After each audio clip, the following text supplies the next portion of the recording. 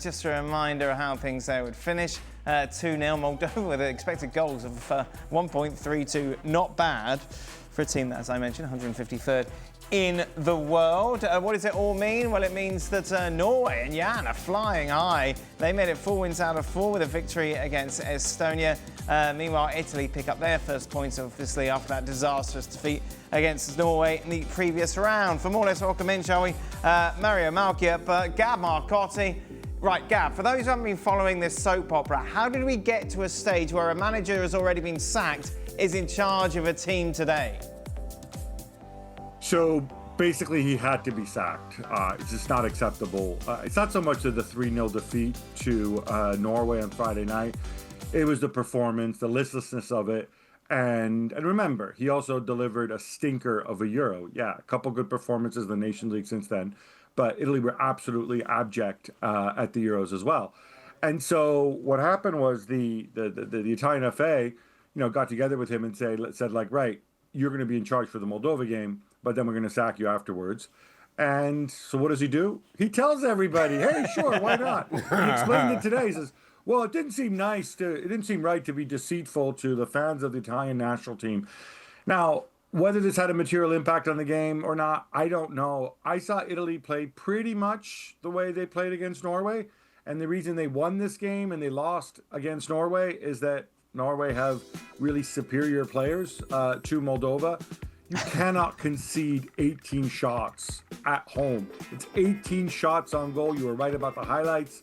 Italy could have scored more, but hey, guess what? So could Moldova. Wow. This game could have finished 3-3. So I think we need to be realistic. He came up with a whole bunch of other kind of like nonsense half excuses because he's sneaky. He's sneaky, Spalletti, right? Yeah, he says that's quite a character trait to describe someone as sneaky. Why?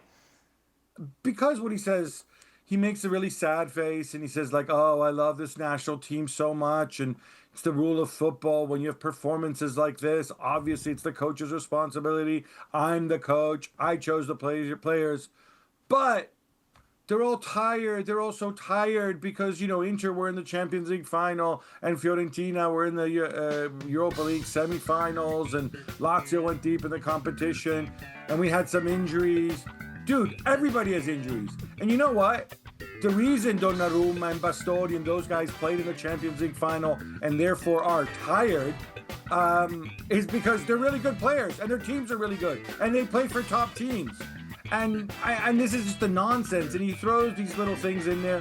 He had this pathetic press conference the other day. I think it was the day before yesterday where, at the end, he just says, like, I just want to thank. And then he names a bunch of his staff members with their first names. And then he just kind of goes silent, like he's glitching. And he leaves the room. I honestly, like, enough of this theater. Just be gone. And yeah, you take 3 points. The whole plan was, let's score a bunch of goals for the goal difference. Yeah, okay. Then you scored 2 goals against Moldova and you count yourself lucky. There is a lot of work to do. I'm just really happy that this man and his nonsense are gone. He may be a genius. He did great things at Napoli. But the problem is geniuses aren't always right to be national team coaches. And clearly he was not. So this was always destined to fail in your eyes, Gab? I don't know. Maybe he could have caught lightning in a bottle. Right. He's a very weird man. He's a very unusual man. A lot of the greats are very unusual. I want to say maybe he needs to go and work with the players week in, week out. I mean, heck, he delivered the first league title to Napoli in since the Maradona era, right? That's special. That's an achievement. Nobody will take that away from him. But maybe he's somebody who needs to work with the players every day. Maybe he gets bored in between the national team. Maybe he has to, whereas when you're a club team, he can kind of disseminate his eccentricities day after day. Whereas with a national team, they're all concentrated in one big blow and it's too much for the players. But you saw the games.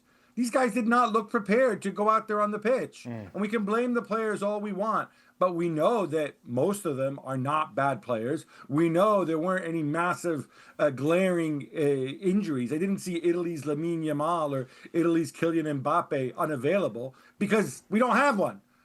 We had pretty much most of the best players that we were going to play, except obviously not Acerbi, because Spalletti decided to annoy Acerbi by making him feel disrespected, whatever nonsense that is. But then again, of course, if we're relying on a guy who's 38 years old to stop Erling Haaland, then we're not in good shape anyway. But to answer your question, you know what your question was. That's how annoyed I am, Dan. You can dump some of this on players. Of course, players could have done better, but you can tell when a team that goes out there looks unprepared. Don nailed it before when he said how listless they were. I mean, it's just that part of your job as a national team coach. You're not going to teach tactics in the 2 training sessions that you have. Your main job is just to get them ready and put them in places where they can do damage. And he was incapable to do this, just as he was incapable at the Euros. Are you surprised how big a failure this turned out to be, Don? I think you're looking at a group of Italian players that there's no mavericks in this team. They work really hard. Retegui works really hard. Raspadori works really hard. The midfield boys. I looked at that team tonight and I thought, I couldn't believe Barella didn't start that game or Ravella didn't start that game. He's had an excellent season.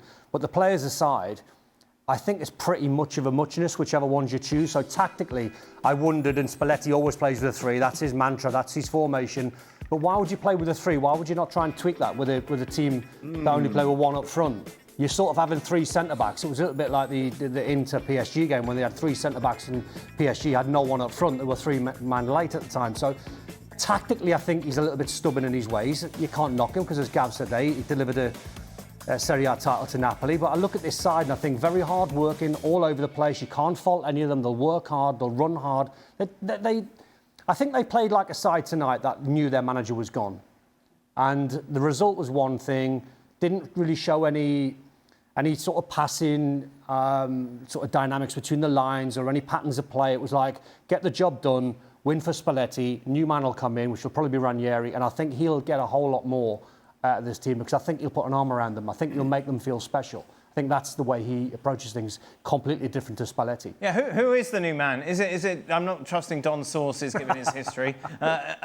Who will be the new manager, Gab? So apparently they're hoping for Claudio Ranieri, but of course, all right. Look, and I say this with the greatest of love for Claudio Ranieri. I've known the guy for 25 years. I've written a book about him.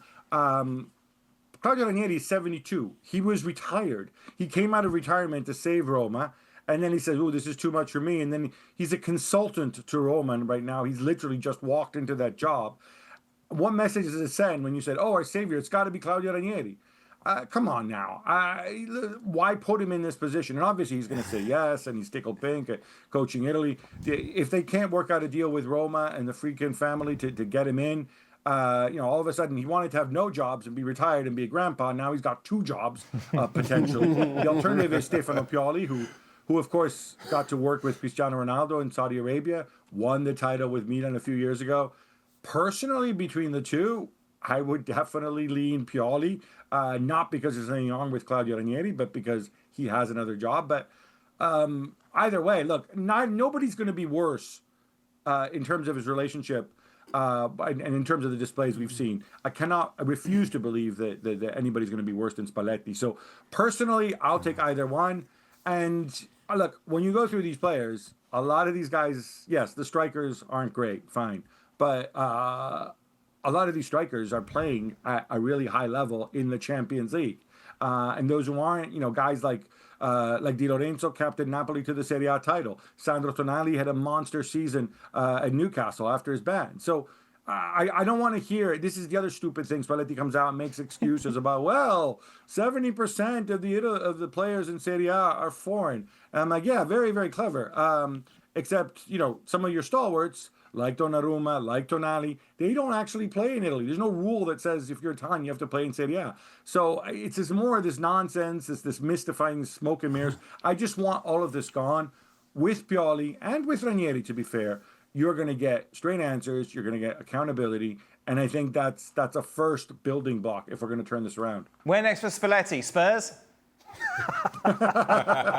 Well, this is the madness. This is the strange world that Spalletti inhabits. The initial rumor was Juve. He's going to go to Juventus, of course, because, they're not sold on Igor Tudor and Damian Kamali's coming in.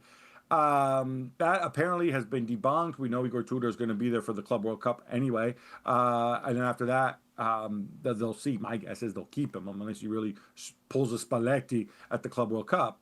I don't know. I don't know why people keep calling this guy back. The only reason he got into the job was that Roberto Mancini, who I thought had done a really, really good job, he gets offered a gajillion billion dollars and decides to go to Saudi Arabia and then figures out, ooh, there's more to life than money, especially when nobody likes me because I'm screwing things up with Saudi Arabia, and then comes back and says one of his biggest regrets was walking out in the Italy job. I'd even consider it's not going to happen. It's impossible. I would have even had Mancini back if I could. Again, not going to happen.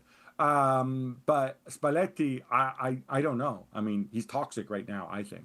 One last thing, Gab. Chivu to Inter. Cristian Chivu, yeah. Look, the man won the treble under Jose Mourinho. So what are you going to say to that, right? He has a ton of experience coaching for Inter's youth team. He's kind of like, I don't want to say Inter's Ryan Mason because that would be mean. Wow. But he's the guy who's been in-house for many, many years. He left to take over Parma when they were close to the drop. Parma, by the way, at the time, one of the youngest teams certainly the youngest team in Serie A, one of the youngest teams in Europe's Big Five leagues. He kept them up. He knows the club inside and out. Let's try the in-house appointment now. I think it's not an ambitious bet, but after you spent money and resources on a team, kind of makes sense to give somebody a shot. He certainly waited his turn.